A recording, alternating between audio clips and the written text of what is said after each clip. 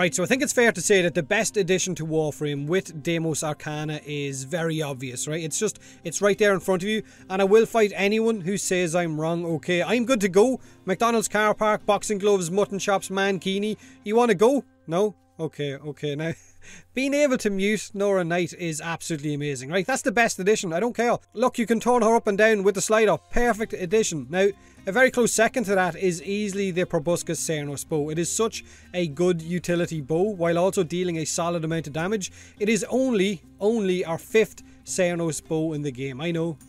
4 of them wasn't enough. I look forward to the 6th version, which will inevitably shoot mini-infested sphincter nukes where enemies won't know what hit them. Now, because it is our 5th Cernos bow, the Proboscis bow is pretty unique.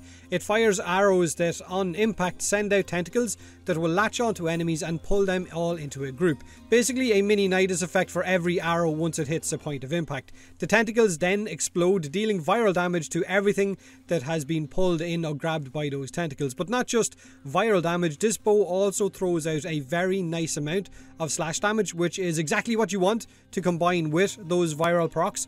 Viral and slash, the best combination you can get. Now, one of the big downsides to using this bow is it will cost you a Mutalist Cernos bow to craft. You need to sacrifice your Mutalist Cernos, and to craft a Mutalist Cernos, if you don't have one of those, you have to sacrifice a normal Cernos. So the Proboscis consumes 2 separate bows before you can make it. So is it worth the sacrifice in the first place? Now, the Mutalist Cernos, it's a bow I really enjoy. It's kind of good, so it is, but the utility, viral proc, and of course the slash damage from this one alone, from the Proboscis, makes it definitely worth it. Having that mini Nidus effect on any one of your shots, on any Warframe as well, without having to subsume Nidus's larva ability itself onto every Warframe, is such a nice option. Now, having it on a Warframe like Protea, who can also strip enemy health by 75% with Fire Blast subsumed onto it, like I have, is really nice to use. However, it's not all peachy using this bow. It isn't all incredible. This bow will cause self-stagger with those explosions. It has a really slow bow charge up time, terrible crit chance at 7%, and a really low crit multiplier of 1.9, but it has got a very high status chance, so it is a status bow. Now, like the sniper rifle that also came with this update, you could, if you wanted to, try and skew the stats more towards the crit side of things. If you wanted to, up to you. You could use your Ardaza Kavat, who has a crit buff. You could bring Arcane Avenger, which will give you crit chance whenever you take damage.